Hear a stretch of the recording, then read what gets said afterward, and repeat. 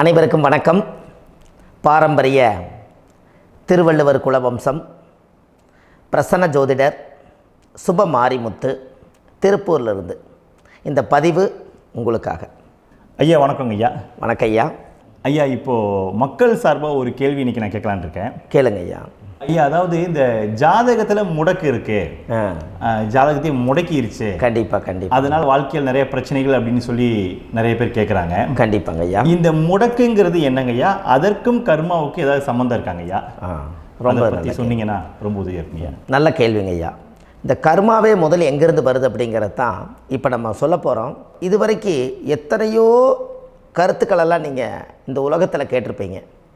ஆனால் இந்த பதிவில் நீங்கள் பொறுமையோடு இந்த கருத்தை ஒரு இனிமையோடு நிதானமாக கேட்டிங்கன்னா உங்களுடைய ஊழ்வினை கர்மா எங்கிருந்து உருவாச்சு, இதனுடைய இந்த கர்மானால் நாம் என்ன கஷ்டப்படுறோம், நாம் இந்த பூமியில் பிறக்கிறதுக்கு என்ன வரம் வாங்கி வந்தோம், நம்ம பாவ புண்ணியமெல்லாம் ஜாதக கட்டத்தில் போய் எப்படி எடுக்கிறது, நம்மளுடைய தோஷம்னு சொல்கிறோமே அந்த தோஷம் எப்படி கிரியேட் ஆகுது, நம்ம இந்த பூமியில் பிறக்கும்போது கொண்டு வந்த கர்மாவா, இல்லை கடவுளே நம்மளுக்கு ஒரு தண்டனையாக கொடுத்த கர்மாவா, இல்லை நம்ம இந்த பூமிக்கு வந்ததுக்கு அப்புறம் செய்த கர்மாவா, இது எல்லாத்தையுமே நம்ம பொறுமையாக கேட்கணும்னா கண்டிப்பாக இந்த பதிவை நீங்கள் பொறுமையோடு கேளுங்க.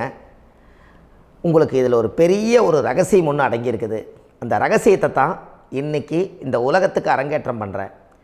இந்த முடக்கு நம்ம ஐயா கேட்டதில் ஒரு அற்புதமான ஒரு விஷயம் என்ன அப்படின்னு கேட்டிங்கன்னா, முடக்குங்கிறது அந்த காலத்தில் பெரிய திறமையை கட்டி போட்டு வச்சுட்டா நம்மனால் அது இயங்க முடியுமா? முடியாது இல்லைங்களா ஐயா? முடியாது. அப்போது அதே மாதிரி ஜாதக கட்டத்தில் நமக்கு வேண்டிய யோகத்தை கடவுளே நம்மளுக்கு நாம் செய்த பாவத்தினால அது முடக்கி வச்சிருச்சுன்னா அந்த பாவகத்தை அந்த ஜாதகர் அனுபவிக்க முடியுமா? அனுபவிக்க முடியாது. அப்போது அந்த அனுபவிக்க முடியாமல் வெளி உலகத்தில் போய் நம்ம தேடி போன பிறவியில் செய்த பாவத்தை இந்த பிறவியில் நீங்கள் தேடி கண்டுபிடிச்சி வாழ்க்கையில் நீங்கள் எப்போ மேலுக்கு வர்றது? அப்போது அந்த கர்மா 12 ராசி கட்டத்துக்குள்ள 27 நட்சத்திரத்தில் 9 கிரகங்களுக்குள்ள ஒரு பெரிய ஒரு ஆத்துமாத்துமான கர்மா, உங்கள் பூர்வ ஜென்ம கர்மா இதுக்குள்ளே எங்கேயோ ஒரு இடத்துல முடங்கியிருக்குது.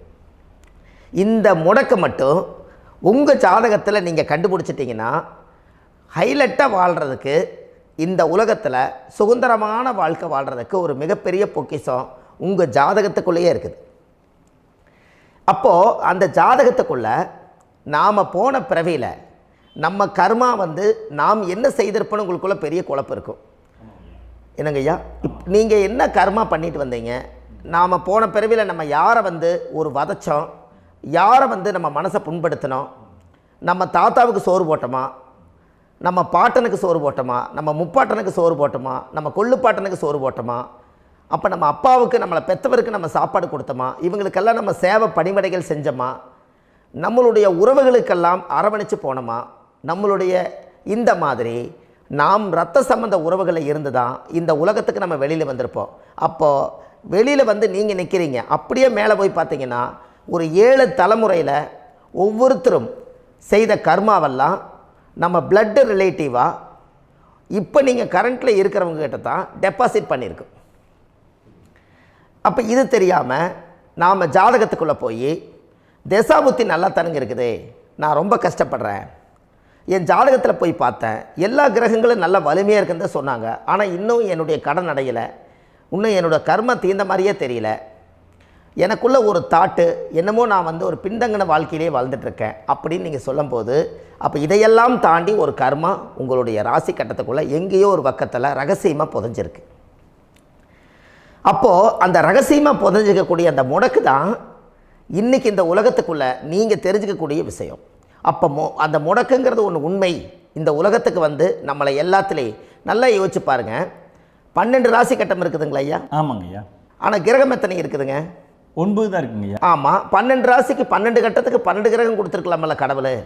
அப்போ ஏன் 3 கட்டத்தை மட்டும் எம்டி பண்ணி மீதி 9 கிரகத்தை வச்சுக்கிறாருன்னா, அப்போ நாம் செய்த 3 தலைமுறை கர்மாவுக்கு அது எந்த கட்டம் பிளாக் ஆகுதோ அந்த கட்டத்துக்குள்ளே ஏதோ ஒரு ரகசியம் இருக்கிறனால தானே எங்கேயோ ஒரு பக்கத்தில் நீங்கள் கண்டிப்பாக கர்மாவில் மாட்டுவீங்கிறது கடவுளே படைச்சு தானே இதை உருவாக்கியிருக்காரு. 12 ராசிக்கு 12 கட்டம் கொடுத்துருந்தா எங்கே நீங்கள் சுற்றி வந்தாலும் ஏதோ ஒரு வீட்டுக்குள்ளே போய் உட்காந்துக்கலாம். ஆனால் ஒரு வீடு சுத்தமாக இருக்குது, ஒரு வீட்டில் 4 கிரகம் இருக்குது, ஒரு வீட்டில் 3 கிரகம் இருக்குது, ஒரு வீட்டில் 5 கிரகம் இருக்குது, ஒரு 3 வீடு 4 வீடு காலியாக இருக்குது. அப்போ எங்கேயோ ஒரு ராசி கட்டத்துக்குள்ளேயே கடவுளுடைய கர்மா விளையாட்டு, அது ரகசிய விளையாட்டு தான். அப்போது இந்த இடத்துல தான் உங்கள் ஜாதகத்தில் முடக்கு இருக்குது. இந்த முடக்கை நீங்கள் எப்படியெல்லாம் அதை ஆராய்ச்சி பண்ணி கண்டுபிடிக்க முடியும் அப்படிங்கிற ஒரு விஷயத்தை தான் இன்றைக்கி நம்ம இந்த உலகத்துக்குள்ளே இதை நுழைக்க போகிறேன். இப்போ அப்பா செய்த பாவம்னு ஒன்று இருக்குமில்லங்க ஐயா, நம்ம அறியாத வயசில் தெரியாதில்ல, அப்பா செய்த பாவம்னு இருக்கும். அப்பாவுடைய சொத்து பிள்ளைக்குத்தானா, அப்பாவுடைய பாவம் பிள்ளைக்குத்தானே, என்னங்க ஐயா? சரி, அப்போ தாத்தா இருக்கிறாரு, தாத்தாவுடைய கர்மா உயிர் எங்கே எழுதி வைக்கிறாருங்க? அப்போது மகனை விட்டுறாரு. அப்போ தாத்தா மாதிரியே முகம் இருக்குது, தாத்தா மாதிரியே அவருடைய நடை உடை பாவனை இருக்குது, அவர் தாத்தாவுடைய ஜீனு தான் அப்படின்னு இவர் சொல்லும்போது, அப்போ தாத்தாவுடைய சொத்து பேரனுக்கு சொந்தம்னா தாத்தாவுடைய பாவம் எங்கே போகுங்க? Very good. அப்போ அப்போது இந்த கர்மா எப்படி டிரான்ஸ்ஃபர் ஆகுதுன்னு உங்களுக்கு தெரியுதா? அப்போ நீங்கள் போன பிறவியில் அந்த தாத்தாவுடைய பேரனை நீங்கள் பிறக்கிறதுக்கு கர்மம் உங்களை செயல்பட வச்சுருக்குது. அதனால் நீங்கள் தாத்தாங்கிறீங்க. அதனால் அந்த கௌரவமாக எங்கள் தாத்தா சம்பாரித்த சொத்து நான் தான் அனுபவிக்கணுங்கிற விதியை நீங்கள் உருவாக்கிறீங்க. அப்போது இந்த ஜாதகத்தில் அந்த ஊழ்வினை தோஷந்தான் ஏதோ ஒரு வழியில் உங்களை கர்மாவை செயல்படுத்துது. அதனால தான் இந்த ஜாதகத்தில் எந்த ஒரு முடக்கை எடுக்கிறதா இருந்தாலும் சூரியன் என்ற நட்சத்திரம் எதுவோ அந்த நட்சத்திரத்துக்கு எந்த வீடு முடக்காகுதோ அங்கே தான் உங்களுடைய கர்மா ஒளிஞ்சிருக்கும். இதுதான் உங்களுடைய பெரிய ஒரு பொக்கிஷமான ரகசியம். சரிங்க ஐயா, இப்போ இதில் நவகிரகங்கள் 9 இருக்கும்போது ஏன் சூரியனை மட்டும் நம்ம இதில் எடுத்துக்கணும்னு நீங்கள் சொல்கிறீங்க? நல்ல கேள்விங்க ஐயா. நீங்கள் கேட்டீங்க பார்த்தீங்களா, 9 நவகிரகம் இருக்கும்போது சூரியனை மட்டும், அந்த சூரியன் என்ற நட்சத்திரம் பிறக்கும்போது அந்த வீடு மட்டும் முடக்காகுன்னு நீங்கள் கேட்டீங்க இல்லையா? இதுதான் அற்புதமான கேள்வி. ஏன் அப்படின்னு கேட்டிங்கன்னா, சூரியன் அப்பாவோட உயிர் கரு போய் அம்மாவுடைய பனிக்கூடத்தில் கர்ப்பத்தில் வச்சு 10 மாதம் 300 நாள் சுமந்து நீங்கள் இந்த பூமிக்கு வெளியில் வரும்போது நீங்கள் என்ன பாவத்தை இவங்க விதைச்சாங்களோ அந்த கர்மாவை வாங்கிட்டு தான் நீங்கள் வெளியில் பிரசவமாகறீங்க. இதுதானே?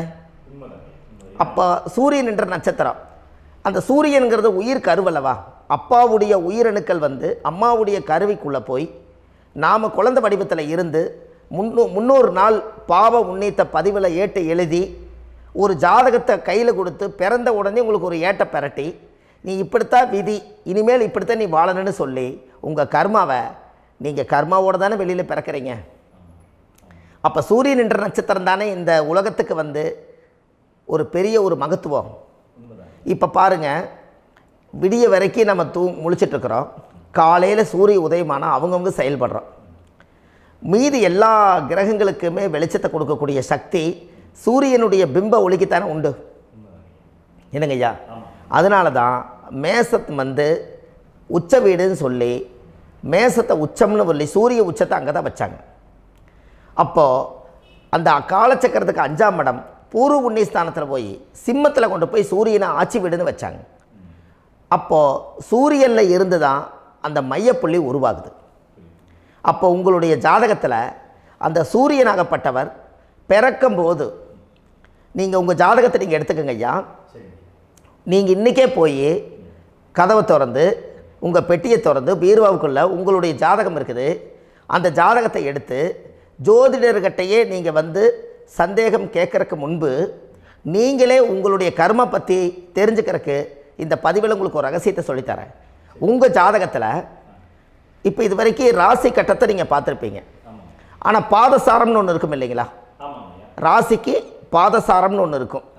சூரியன் என்ன நட்சத்திரத்தில் இருக்குது, சந்திரன் என்ன நட்சத்திரத்தில் இருக்குது, செவ்வாய் என்ன நட்சத்திரத்தில் இருக்குது, புதன் என்ன நட்சத்திர காலில் நிற்குது, இதெல்லாமே அந்த சாரம் இல்லாத ஜோதிடம் சோரம் போய்விடும். அதனால் அந்த சாரத்தில் நிற்கிது பார்த்தீங்களா கிரகம், அதில் இப்போ நீங்கள் உங்களுடைய ராசி கட்டத்தை ஓப்பன் பண்ணுங்கள். இதில் ராசி கட்டத்தில் சூரியன் என்ற நட்சத்திரம்னு ஒன்று இருக்கும் இல்லைங்களா? அது எதுவாக வேணாலும் இருந்துட்டு போட்டோம். அந்த நட்சத்திரம் தான் நீங்கள் பிறக்கும்போது தாயுடைய கருவறைக்குள்ள கரு உருவான நட்சத்திரமே அதுதான். புரிஞ்சுங்களா ஐயா? பிறக்கும்போது நீங்கள் அந்த கருவுடைய நட்சத்திரம் அப்பா வந்து கருவை உருவாக்கி கர்மாவை விதைச்சது அந்த சூரியன் என்ற நட்சத்திரம் தான். அந்த வீட்டுக்கு தான் இந்த ராசி கட்டத்தில் உங்களுக்கு முடக்கு உருவாகுது. புரிஞ்சுங்களா ஐயா? அப்போது ஒரு ஜாதகத்தில் சூரியன் என்ற நட்சத்திரம் எதுவோ அதுதான் உங்களுடைய கர்மா நட்சத்திரம். இப்போ நம்ம பிறக்காதுக்கு முன்னாடி அப்பா கட்டத்தில் அந்த கர்மா டெபாசிட் ஆகிருக்கும். அதை ட்ரான்ஸ்ஃபர் எப்படி பண்ணுறாரு? அவருக்கு ஒரு கல்யாணம் வச்சு அவர் குடும்ப வாழ்க்கையில் வாழ்ந்து நம்மளோட உயிர் கருவை கொண்டு போய் ஊராம் பொண்ணை கல்யாணம் பண்ணி பொண்டாட்டின்னு எடுத்துக்கொண்டு அந்த பொண்டாட்டிங்கிற உரிமையாகி இவருடைய உயிர் கரு உருவாகி வாரிசுகள் வெளியில் வருது. அதானங்க ஐயா? அப்போது அந்த சூரியன் என்ற நட்சத்திரம் தான் இந்த உலகத்தில் ஒரு பிரம்மாண்டமான நட்சத்திரம்.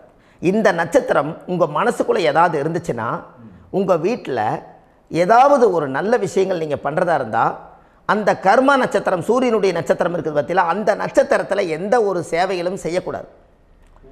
அதுதான் கர்மா. அதை போய் நீங்கள் ஆக்டிவேட் பண்ணி விட்டீங்கன்னா அது முன்னோர்களை வந்து நீங்கள் வந்து தொந்தரவு பண்ண மாதிரி. அந்த கர்ம நட்சத்திரம் தான் உங்கள் வாழ்க்கையில் அது புதஞ்சிருக்கிறதா. இப்போ குழந்தை பிறந்தாலோ சீர் சீமந்தங்கள் நீங்கள் செய்கிறதாலோ கல்யாணம் முக்கிறதுனாலோ உங்கள் ஜென்ம நட்சத்திரத்தன்னைக்கு கல்யாணம் பண்ண வேண்டாம்னு சொல்லிக்கிறாங்கல்லங்க. உங்களுக்கு ஜென்ம நட்சத்திரத்துக்கு முன்னாடி உங்களை உருவாக்குன நட்சத்திரம் தான் ஜென்ம நட்சத்திரம். அப்போ சூரியன் என்ற நட்சத்திரம் அப்பாவுடைய ஜென்ம நட்சத்திரமாக அந்த ஊழ்வினை கர்மம் செயல்படுது. அப்போ அந்த முடக்கு யார் வழியில் வந்தது? முன்னோர்கள் வழியில் வந்தது. முன்னோர்கள் கட்டி வச்சது யாரைய? குலதெய்வத்தை. அப்போ அந்த குலதெய்வத்தை போய் சாமிக்கு போய் வீடு வாசல்லாம் வலித்து குலதெய்வத்தை போய் தேங்காய் பழம் பூ மாலை கல்கண்டு வாங்கி அர்ச்சனை பண்ணி ஒரு அன்னதானம் ஒன்று பண்ணிவிட்டு சாமிக்கு பொங்கல் வச்சு நைவேத்தியம் பண்ணிவிட்டு உங்கள் ஜாதகத்தை வச்சு பூஜை பண்ணிவிட்டு வாங்க.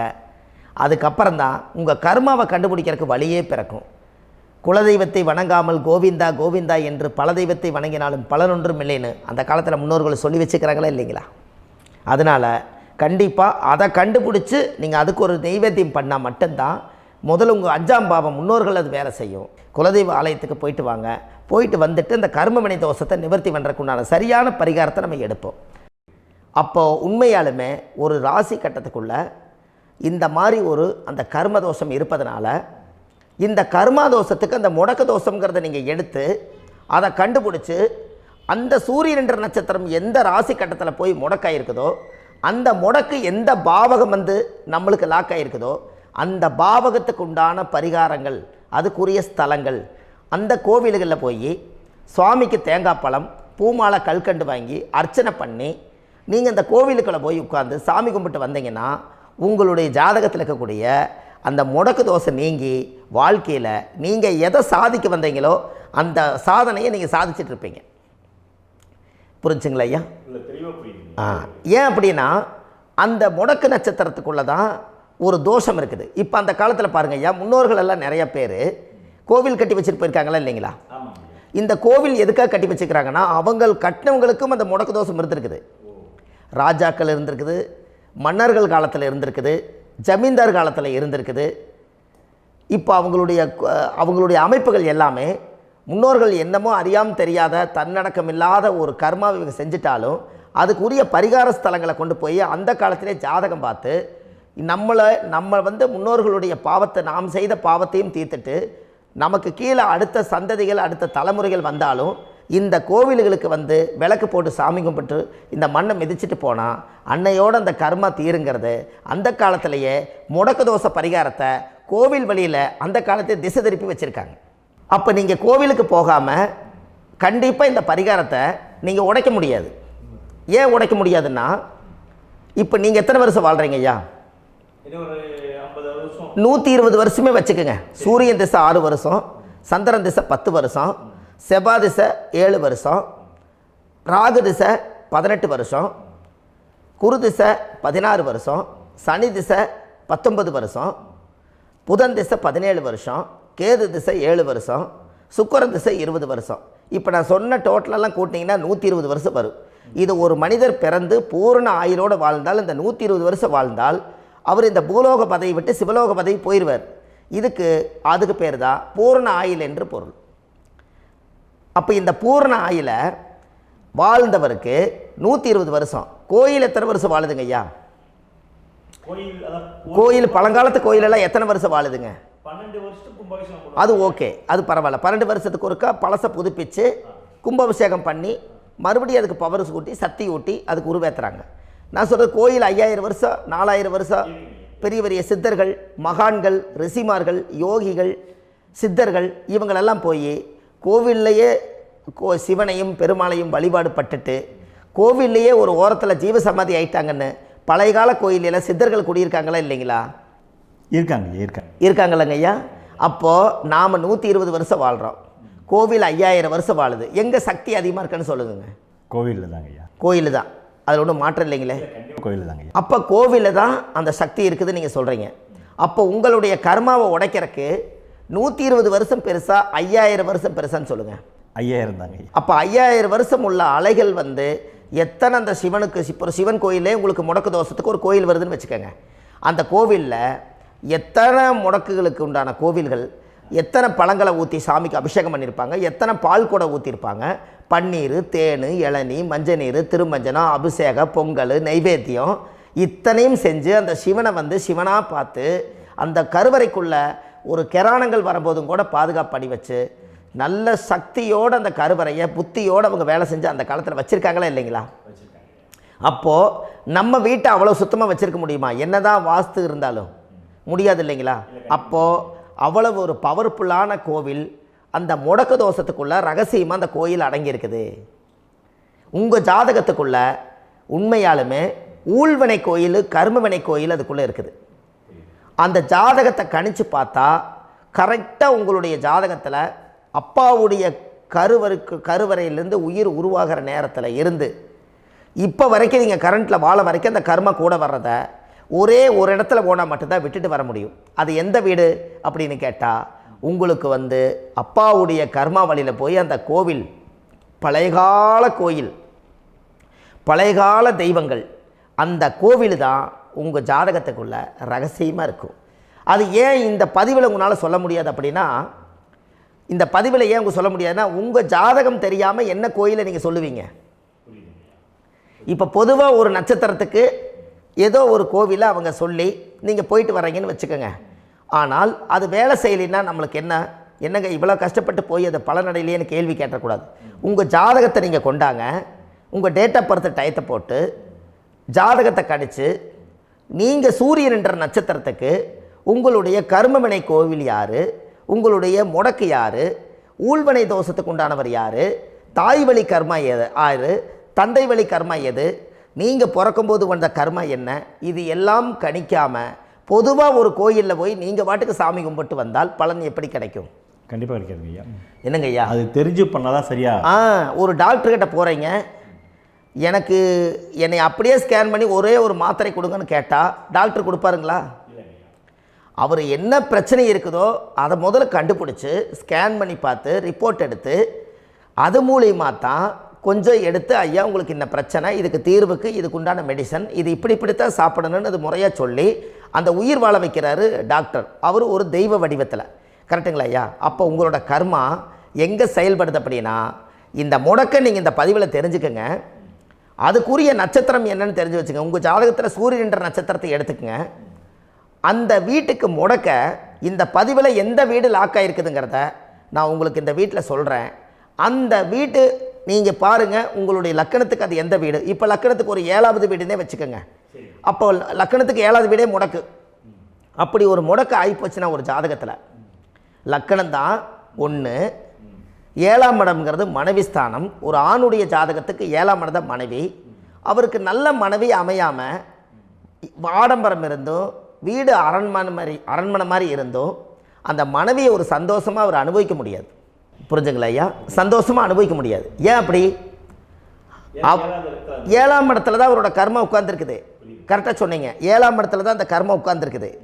அப்போ அந்த 7ஆம் இடத்துல இருக்கக்கூடிய அந்த கர்மா போன பிறவியில் நீ மனைவிக்கு சோறு போடாமல் மனைவியை கட்டி வச்சு அடிக்கிறதும், மனைவியை துன்புறுத்துறதும், அந்த மனைவி இருக்கவே இன்னொரு வாழ்க்கைக்குள்ளே போகிறதும், இங்கே வாழ வேண்டிய தாம்பத்திய சந்தோஷத்தை கொண்டு போய் இன்னொரு இடத்துல கொடுக்கறதும், தெரிஞ்சிருந்தே நம்மளுடைய மனசுக்குள்ளே திருடுத்தனமாக வாழ்கிறதும், இது எல்லா கர்மாவும் போன பிறவியில் நாம் செய்த ஊழ்வினை கர்மா தான் உங்கள் ஜாதகத்தில் 7ஆம் இடம் முடக்கு.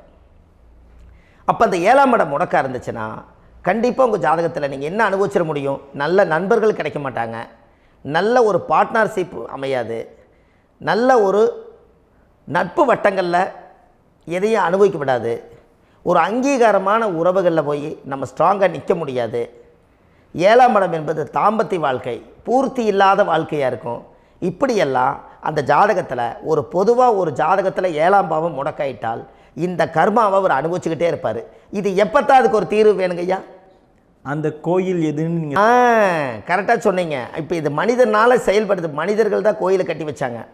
தெய்வத்தை விட ஒரு காலத்தில் மனிதர்களுக்கு மகிமை ஜாஸ்தி. ஏன்னா சாதாரண ஒரு மண் பூமியாக இருந்த இடத்த மனிதர்கள் தான் கோயில் கட்டி ஒரு மகிமைப்படுத்தி புண்ணியம் பண்ணி வச்சாங்க. மனிதர்களுக்கு சக்தி அதிகம்தான், ஆனால் பிரபஞ்சத்துக்கு அதை விட சக்தி அதிகம் அல்லவா?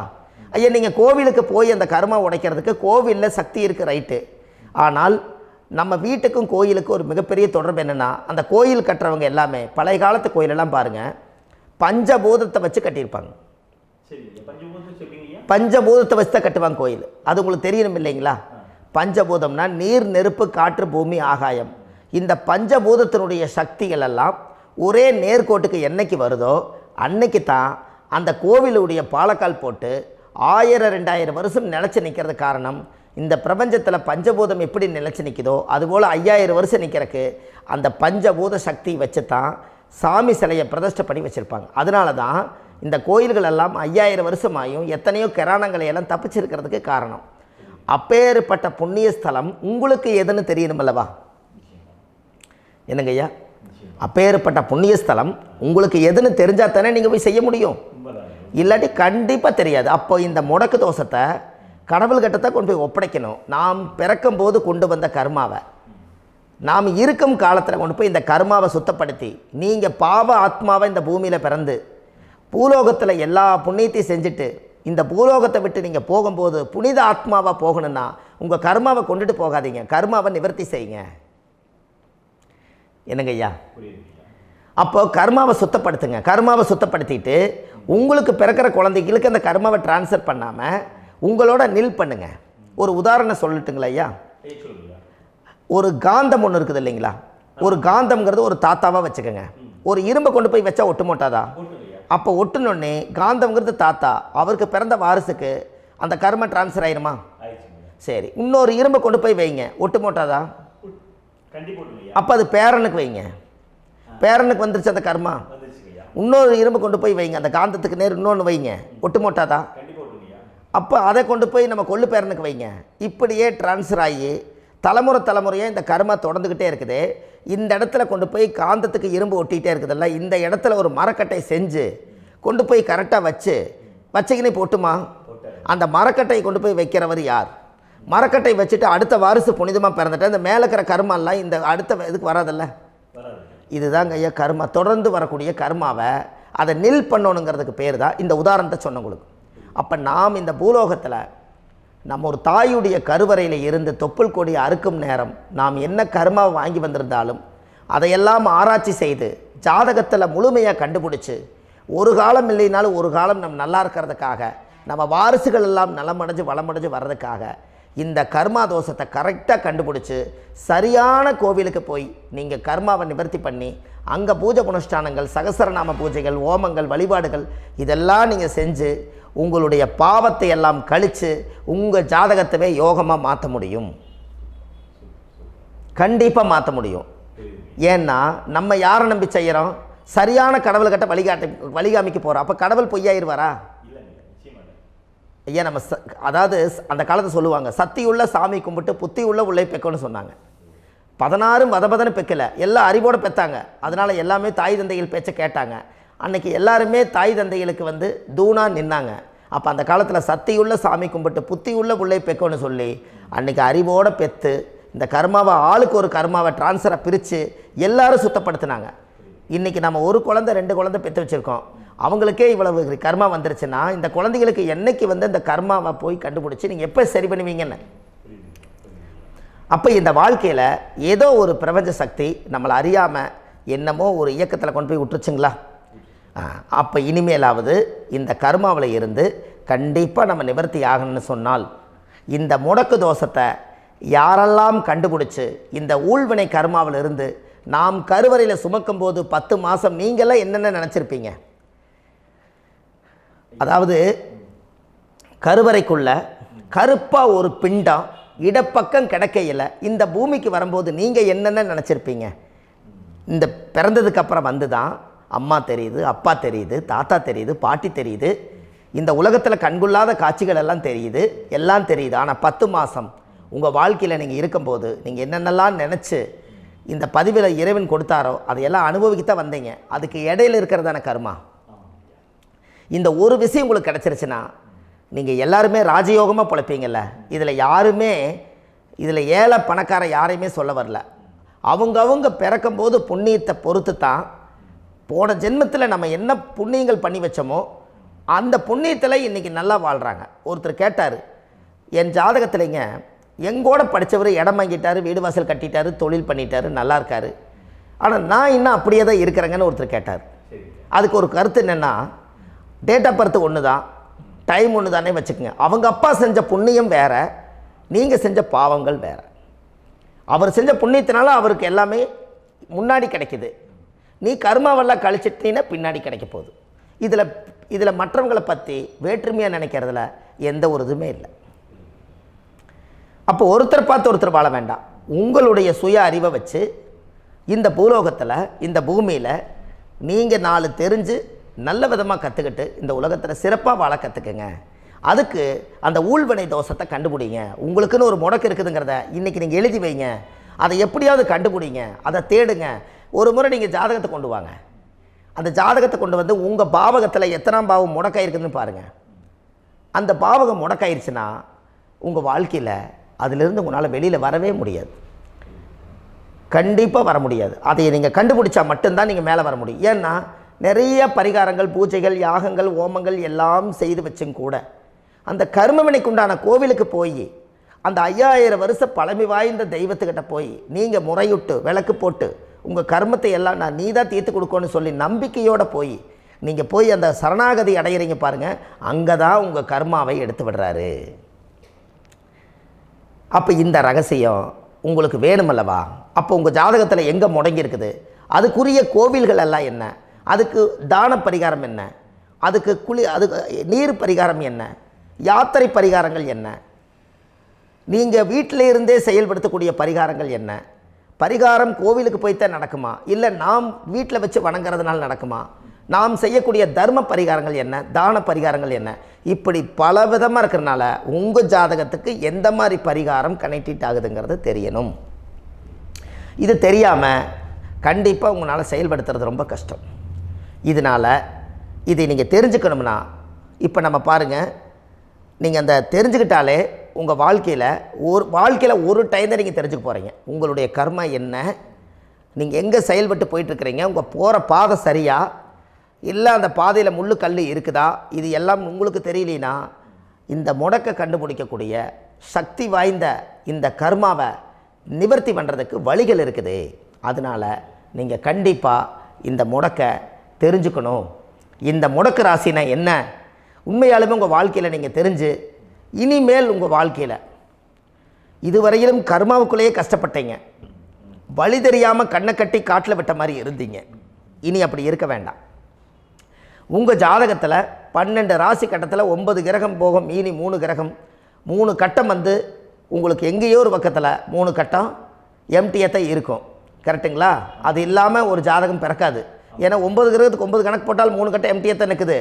அந்த கட்டத்துக்குள்ளே எந்த நட்சத்திரத்தில், எந்த சாரத்தில், எத்தனாவது டிகிரியில், எத்தனாவது பாதசாரத்தில், எத்தனை வெகுளையில், எத்தனை செகண்டுக்குள்ளே இந்த கர்மா உள்ளே புகுந்து உங்களை செயல்படுத்துதுங்கிறத கண்டிப்பாக உங்கள் ஜாதகத்தை கொடுங்க, பார்த்து இந்த விஷயத்தை சொல்கிறேன். நீங்கள் அந்த இடத்துக்கு போய் நிவர்த்தி பண்ணிவிட்டு உங்கள் வாழ்க்கையில் கொஞ்சம் காலம் வாழ போகிறீங்க. பாருங்கள், பிறந்ததுலேருந்து 20 வருஷத்துக்குள்ளே இளமையாக வாழ்கிறீங்க, குழந்தையாக வாழ்கிறீங்க. 20லேருந்து 40 வயசுக்குள்ளே தான் உங்களுக்கு ஒரு பொண்ணை பார்த்து கல்யாணம் பண்ணி ஒரு கரு உருவாக்குறீங்க. அதுக்கப்புறம் 40லேருந்து 60க்குள்ளே குழந்தை பெற்று கடமை முடிச்சிடுறீங்க. 60 வயசுக்கு மேலே ரிட்டையர்ட் ஆகிடுறீங்க.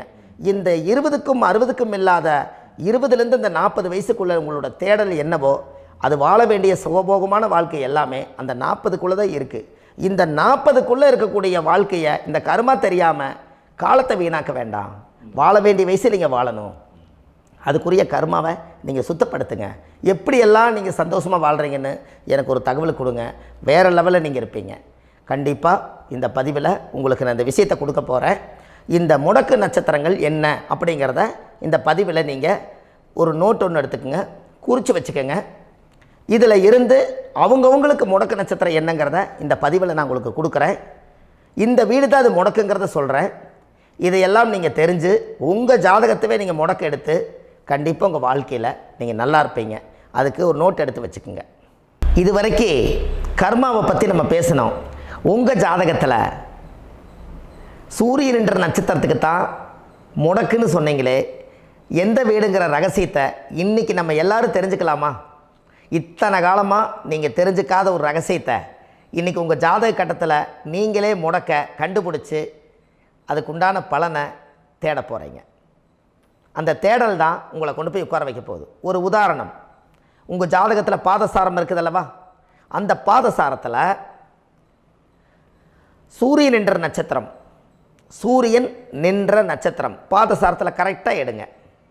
எப்பவுமே சூரியன் என்ற நட்சத்திரத்துக்கு உத்தரமாக இருந்தால் கண்டிப்பாக உங்களுக்கு முடக்கு மீனத்தில் போய் உட்காந்துருக்கும். அப்போ மீனம் என்ன? காலச்சக்கரத்துக்கு அது 12 விரயஸ்தானம்.